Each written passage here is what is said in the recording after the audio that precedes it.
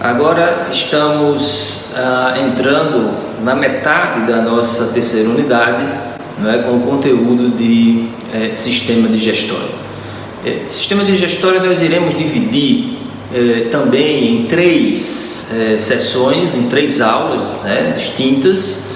Na primeira parte iremos abordar o segmento de cavidade bucal e um pouco mais da faringe, as relações da faringe com a cavidade bucal. Na parte 2 do sistema digestório, iremos trabalhar desde o esôfago, passaremos a abordagem do estômago, intestino delgado, intestino grosso, tá? E iremos finalizar na nossa terceira sessão com a análise das glândulas anexas, tá? Então abordaremos o fígado, abordaremos o pâncreas e evidentemente comentaremos o baço, muito embora não faça parte, né, do sistema digestório, mas ele é descrito nos livros clássicos, nos livros textos de anatomia, na parte de sistemas. Dentro do sistema digestório nós faremos análise também sobre o baço e a sua topografia dentro da cavidade abdominal. Então espero que possamos também, assim como fizemos com o sistema circulatório, com o sistema respiratório, ter um bom andamento da nossa aula teórica, virtualmente. Bom, vamos iniciar, portanto, nosso sistema digestório. Eu vou utilizar os mesmos slides, que nós utilizaríamos na nossa aula presencial, a nossa aula teórica presencial. Então, vamos começar com essa imagem que tenta abordar todo o tubo digestório, demonstrando para vocês um pouco da topografia. Então, na verdade, como eu já disse, vamos dividir o sistema para facilitar a nossa organização didático-pedagógica em três partes. A primeira, nós iremos analisar a cavidade bucal, na qual focaremos nos limites, na sua vascularização e inervação. Tentaremos abordar a língua, e as suas subdivisões, a sua topografia, as arcadas dentárias superior e inferior, o papel dos dentes, e aqui iremos analisar o contexto do processo da mastigação, como é que está organizado o processo mastigatório. A segunda parte, nós iremos iniciar logo após o segmento de faringe. Começaremos com o segmento de esôfago, passaremos pelo estômago, depois iremos abordar os intestinos, os quais todo mundo conhece: o intestino delgado e o intestino grosso, que compõem aqui os segmentos finais do tubo digestório. Na terceira aula, aí nós teremos a oportunidade de destacar as glândulas anexas. Iremos focar no fígado e no pâncreas principalmente, porque as glândulas salivares já serão demonstradas em associação com a cavidade oral. Então esse é o nosso circuito a partir de agora, em compreender a anatomia geral do sistema digestório. Então, começando pela cavidade bucal, que eu estou diante de uma secção sagital, que você já conhece, sagital da cabeça, portanto eu dei uma peça de hemifácie. Já estudamos a cavidade nasal, como é que ela está organizada, e agora vamos passar ao estudo da cavidade bucal. Notem na secção sagital a presença do lábio superior, a presença do lábio inferior, Cada um dos lábios está preso no plano mediano, a gengiva, através de uma prega mucosa, que se projeta da gengiva em direção ao lábio, chamado de frênulo do lábio superior e o frênulo do lábio inferior. Percebam que entre os dois lábios e as duas arcadas dentárias existe um espaço. Esse espaço é denominado de vestíbulo bucal, tá? É um importante espaço, clinicamente falando, porque caminhando por esse espaço, na parede látero-posterior, por trás do último dente molar, existe um espaço denominado de retromolar, por onde uma sonda pode perfeitamente penetrar para a administração de algum tipo de medicamento ou até mesmo para algum tipo de procedimento no interior da cavidade bucal. Não, posteriormente às duas arcadas dentárias, aí nós destacamos a cavidade bucal verdadeira, cavidade bucal propriamente dita, né, que tem praticamente 80% do seu volume preenchido pela massa muscular da língua, né, que se prende à base, ao piso da cavidade bucal. Esse piso é constituído, sobretudo, pelos músculos infraioides, supraioides, que nós já destacamos nas nossas aulas de locomotor. O teto da cavidade bucal, existe uma organização que vocês já estudaram comigo, inclusive no sistema respiratório, né, o processo palatino das maxilas, bem como as duas lâminas, né? Nesse caso aqui aparece apenas uma seccionada sagitalmente, a lâmina horizontal do osso palatino, e aí essa é a parte óssea do palato, né, do teto da cavidade bucal, revestida por uma mucosa, a mucosa do teto da cavidade bucal. Né? Aqui existem várias glândulas palatinas menores, maiores, e isso dá um aspecto enrugado ao teto, né, da cavidade bucal. E apenso, né, como que pendurado a esse palato duro do teto da cavidade bucal está o palato mole, constituído basicamente por músculo e por mucosa. Né? Aqui vocês podem ver no plano mediano a presença de uma saliência, né, mediana, que está facilmente visível. Se você observar, abrir a boca diante do espelho e observar lá na parede posterior da cavidade bucal, você vai perceber a chamada úvula palatina, que está presa, né, no plano mediano ao palato mole. O piso da cavidade já falamos, o teto da cavidade já falamos. Falamos aqui da parede posterior da cavidade bucal. A parede lateral é constituída basicamente, se você está com as arcadas em oclusão, não é? A linha de oclusão está formada, a parede lateral da cavidade bucal propriamente dita é formada pelos próprios dentes, mas se você não estiver com a linha de oclusão formada, ou seja, está com a boca aberta, aí as bochechas passam a constituir a parede lateral da cavidade bucal. Então essa é a delimitação da cavidade bucal, tá? E notem que adiante a cavidade bucal se comunica com o meio externo através da abertura oral, né, da boca, entre os dois lábios, e posteriormente a cavidade bucal se comunica com o segundo segmento da faringe, a orofaringe, através de uma abertura denominada de istmo das fauces. Nós já estudamos na oportunidade que estudamos a laringe. Aqui numa vista de frente, não é? Os lábios afastados, a boca está aberta, para que você possa estudar a cavidade bucal de frente. Vejam no plano mediano a úvula palatina, que nós destacamos no slide anterior, né, que estava lá no plano mediano. Percebam a presença da língua, né? Aqui está ela íntegra e aqui ela está seccionada sagitalmente. Percebam lá a abertura do istmo das fauces, que comunica a cavidade bucal, não é, com a parede posterior, que lá está a faringe constituída, a orofaringe lá está representada aqui na imagem.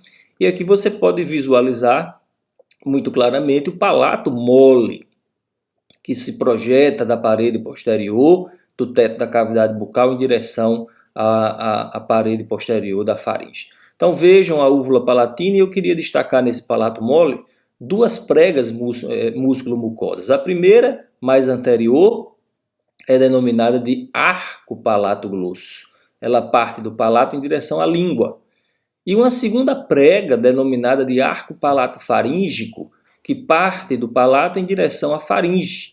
Entre esses dois arcos existe uma fossa, uma depressão, chamada de fossa tonsilar, no interior da qual existe uma tonsila, né, denominada de tonsila palatina.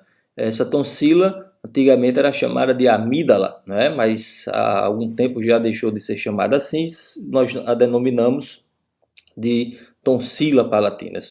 Esses órgãos linfóides muitas vezes infeccionam, né, e provocam muito desconforto, e algumas vezes precisa ser removida cirurgicamente em algumas situações. Então aqui estão os arcos palato glosso, palato faríngico, a fossa tonsilar e no interior da fossa tonsilar, um de cada lado, percebam a presença das duas tonsilas palatinas. Vejam, numa vista lateral, o arco palato glosso, o arco palato faríngico, a fossa tonsilar ocupada pela tonsila palatina. A língua tracionada, para que você pudesse visualizar com maior facilidade a presença aqui da chamada tonsila palatina. Notem, numa vista um pouco mais aproximada, o palato duro, constituído por osso e por uma mucosa que o reveste, e percebam aqui a úvula palatina seccionada, músculo mucosa, que está no plano mediano, apensa ao palato mole. Visualizem comigo, no teto da cavidade bucal, a chegada da vascularização no interior da cavidade, sobretudo no teto da cavidade aparecem as duas artérias palatinas, palatina maior, palatina menor. Esses vasos são ramos oriundos da artéria maxilar, vocês devem lembrar quando estudaram comigo a carótida externa. E aqui a inervação também, o nervo palatino menor, o nervo palatino maior, que se distribui no teto da cavidade bucal, para vascularização e inervação tanto do palato duro quanto do palato mole. Vejam, ainda do ponto de vista da inervação, o nervo maxilar é o responsável pela inervação do teto da cavidade bucal. Então, você observe que o nervo palatino maior passa pelo forame palatino maior e se distribui anteriormente, para captação da sensibilidade geral do teto da cavidade, e o nervo palatino menor segue para o palato mole para captação também da sensibilidade geral no teto da cavidade bucal.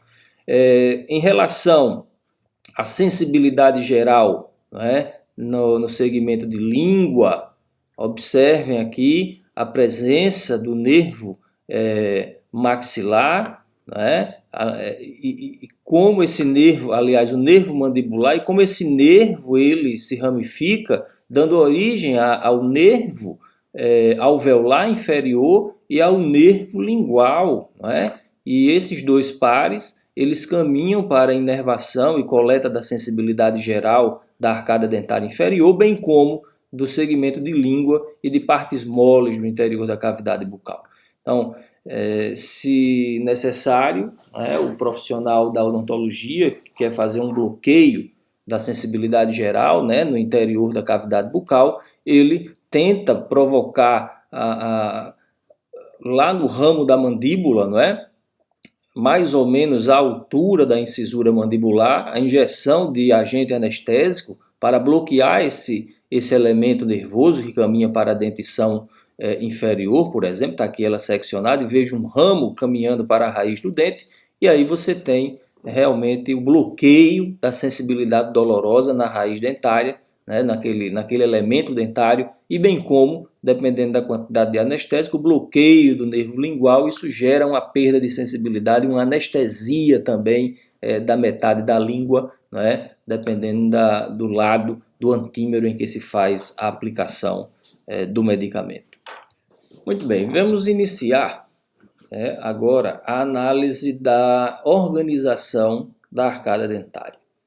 Então, eu separei aqui, que vocês possam identificar comigo, a seguinte situação. Nós temos uma arcada dentária superior e uma arcada dentária inferior.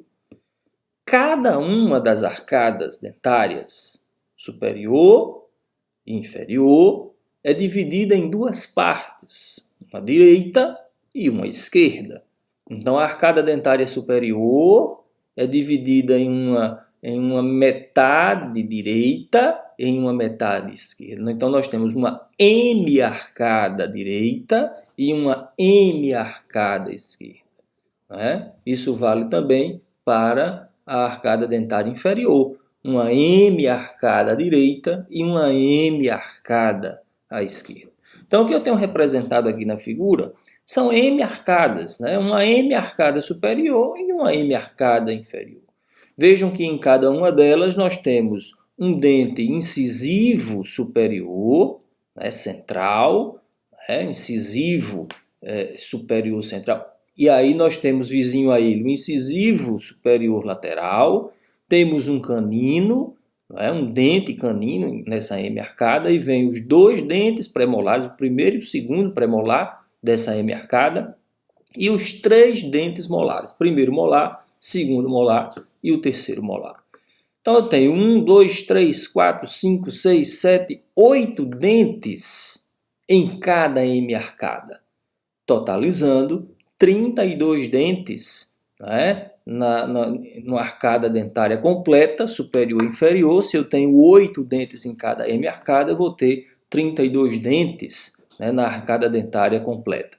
Então, os mesmos dentes que eu encontro nessa hemiarcada superior, no caso à esquerda, eu vou encontrar na hemiarcada inferior esquerda, que eu vou encontrar na hemiarcada superior direita e na hemiarcada inferior direita. Então, os dentes, os nomes, né, dos dentes permanecem, evidentemente que muda a posição no interior da cavidade bucal. Isso eu estou falando de uma arcada dentária de um indivíduo adulto, não é? E ela estando completa. Se nós observarmos a arcada dentária de um indivíduo jovem, não é? Que ainda não atingiu a maturidade, não é? do crescimento e do surgimento da arcada dentária, eu vou encontrar o seguinte: 5 dentes em cada hemiarcada. Então eu vou ter um incisivo medial e um lateral, vou observar também a presença de um dente canino, mas só vou observar a presença de um primeiro e um segundo molar. Então nós não teremos premolares e nem o terceiro molar. Então cada hemiarcada em um indivíduo que não tenha a maturidade ainda dentária, não é completa, eu vou encontrar 5 dentes em cada hemiarcada, portanto, nós teremos a presença de 20 dentes na chamada dentição de leite, na dentição decídua. Voltando aqui, para vocês observarem comigo, a anatomia do dente. Cada dente tem uma coroa, que é a parte do dente que aflora no interior da cavidade bucal. Não é? Nós temos uma área de transição estreitada entre a coroa e a raiz. Essa área recebe o nome de colo do dente. Tá? E temos a raiz, que é a parte do dente que está implantada no interior, não é, do alvéolo dentário. Então, o dente, pela raiz, pelo forame apical da raiz, recebe a sua artéria, a sua veia, o seu nervo alveolar, né? E esses elementos penetram no dente, na chamada polpa dentária, penetram no interior, né, do segmento dentário, para levar a vascularização e a inervação de cada um dos dentes. Sob o ponto de vista da organização em estratos, o dente tem uma área na coroa com um tecido muito resistente, denominado de esmalte dentário. Depois vem uma região muito inervada, vascularizada, chamada de dentina. E por último temos a polpa do dente, que é onde está localizado, sobretudo, os principais vasos e nervos, né, os linfáticos que chegam a esse dente. Então vejam a anatomia do dente e como ele se implanta, né, no tecido ósseo que está ao redor da mandíbula e também da maxila. Quanto ao ponto de vista da inervação, o dente ele é inervado, cada arcada dentária é inervada por ramos do nervo maxilar.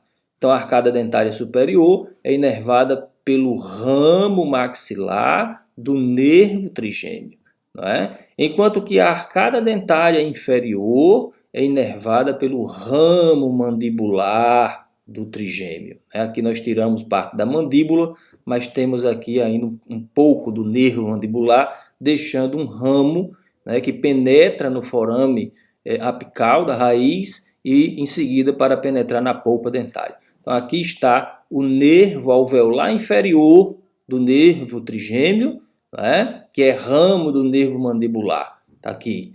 Enquanto que a arcada dentária superior, né, os ramos alveolares, tá certo? São ramos do nervo maxilar, que é ramo do nervo trigêmeo. Então toda a sensibilidade geral é coletada por esse elemento trigeminal, por esses elementos, né, trigeminais que vocês já conhecem muito bem das aulas de neuroanatomia. A partir de agora nós iremos focar a nossa atenção no segmento de língua E aí vocês podem observar mais uma vez nessa secção sagital, né, da cavidade bucal, a língua ocupando grande parte do espaço da cavidade, aproximadamente 80% na cavidade. Então nós temos uma parte da língua, né, totalmente fixada ao assoalho da cavidade bucal, toda a massa muscular, né, converge para a base da cavidade e a raiz da língua implantada, né, no segmento mais posterior, né, como está aqui representado. A língua tem uma vista superior, né, nessa vista do dorso da língua, nós temos uma porção denominada de ápice, temos uma porção denominada corpo da língua e uma raiz da língua que está mais associada, né, e voltada para o segmento de faringe. Aqui já aparece o segmento de epiglote. A língua, portanto, é possível verificar na sua superfície um conjunto de papilas, porém as únicas papilas visíveis macroscopicamente são as chamadas papilas valadas, essas que estão aqui formando esse sulco, né, posterior em forma de um V, aqui representado, né, o chamado sulco terminal da língua, próximo ao sulco terminal da língua. E mais posteriormente, mais ou menos da altura do vértice do sulco terminal, aparece um forame cego, e esse forame no embrião ele tinha conexão, né, com a tireoide, mas que após uma certa fase de desenvolvimento ele fecha e fica apenas um forame, né, na base, na raiz da língua, denominado de forame cego. Cada segmento, né, apresenta tipos diferentes para a coleta de sensibilidade. A coleta da sensibilidade ao sabor doce, ao sabor azedo, ao sabor amargo, né, são coletadas em pontos diferentes da superfície lingual. A parte mais posterior da língua responde mais facilmente ao sabor mais amargo, as porções laterais da língua são mais sensíveis, né, a estímulos químicos que trazem o sabor mais azedo, enquanto que o ápice da língua e o dorso da língua, né, compartilham mais o doce e o salgado, né, mais predominantemente. As demais papilas são histológicas, vocês não vão conseguir visualizar isso na macroscopia durante a nossa prática, são as papilas foliadas, as filiformes e as papilas fungiformes. Observando aqui na base da língua os músculos, né, que formam esse assoalho, que dão sustentabilidade à língua e que movimentam a língua, os músculos longitudinal inferior, o músculo ioglosso, o músculo genioglosso, miloglosso, são todos músculos associados à movimentação da língua. Quanto à vascularização, percebam a veia lingual, que drena o sangue da língua para a veia jugular interna, e em vermelho representado aqui a artéria lingual, que é ramo da carótida externa e que nós já estudamos. Quanto às glândulas salivares, eu gostaria de destacar as maiores, né? E aí aparece aqui adiante do pavilhão auricular a glândula parótida e o ducto parotídico, lançando saliva no vestíbulo da boca, no vestíbulo bucal, à altura do segundo dente molar superior. Então, em cada antímero, abre-se no lábio superior. Se você passar o ápice da língua no seu lábio superior, nessa região, você vai perceber uma pequena saliência, que é exatamente a abertura do ducto parotídico, lançando saliva que caminha da glândula parótida. A outra glândula salivar maior, que vou destacar, é essa chamada glândula submandibular, né? E a outra glândula, a última glândula, está aqui logo abaixo da mucosa da região sublingual, denominada de glândula sublingual. Vejam que a glândula submandibular emite um ducto, marcado aqui em verde, e esse ducto da glândula submandibular, ele se abre lateralmente ao frênulo da língua, e também é possível sua visualização.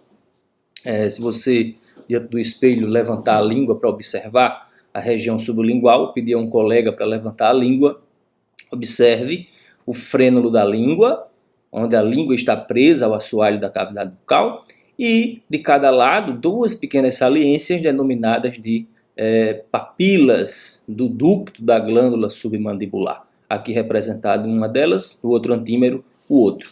E notem que a glândula sublingual tem vários pequenos ductos, e esses ductos se abrem na superfície da região sublingual. É possível verificar pequenos orifícios por onde a saliva produzida na glândula sublingual emerge, né, na cavidade bucal. Então, essa é a organização das glândulas salivares maiores que estão aqui distribuídas em relação à cavidade oral. Então, a glândula parótida, a glândula submandibular e a glândula sublingual. Todas elas são glândulas pares. Veja aqui, como eu falei, a altura do lábio superior, a altura do segundo dente molar superior, a papila do ducto da glândula parótida. Papila o ósteo do ducto parotídico está aparecendo aqui nessa imagem. É possível fazer, a observação direta deste ósteo, dessa pequena saliência, essa papila, do ducto parotídico à altura do segundo dente molar superior. Vejam, numa vista um pouco diferente, a glândula submandibular com seu ducto emergindo medialmente em relação à glândula sublingual, e aqui a glândula sublingual repousando no assoalho e os seus pequenos ductos seccionados aqui, na peça, depois de removida a mucosa da região sublingual. Por fim, os músculos da mastigação, nós já os estudamos, aqui é só para relembrar: o músculo temporal, o músculo masseter, e observem também o músculo pterigoide lateral e o pterigoide medial. Esses músculos, 4 em um antímero, 4 no outro, portanto 8 músculos da mastigação, ao se contraírem, colocam a mandíbula contra as maxilas no movimento de mastigação. Então, os dentes incisivos cortam, os dentes caninos perfuram, os dentes premolares e molares esmagam.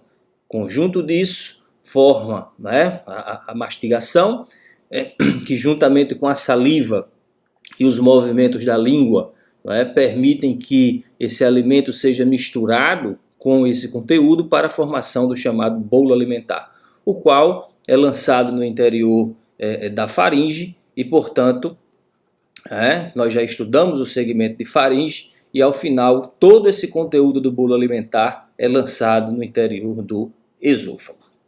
Então, com isso, nós encerramos a primeira parte do sistema digestório com o estudo dos elementos que constituem a cavidade bucal: língua, dentes, delimitações, vascularização, inervação, e aí a faringe nós não precisamos mais nos detalharmos nesse elemento, e passaremos na segunda parte da nossa abordagem do sistema digestório ao estudo do esôfago, estômago, intestino. Muita atenção, para que a gente não perca o foco dentro do conteúdo, que vocês revisem os conteúdos de forma teórica dentro do livro-texto. Lembrem da leitura do livro de anatomia sistêmica e segmentar, do Fatini, a nossa referência bibliográfica básica.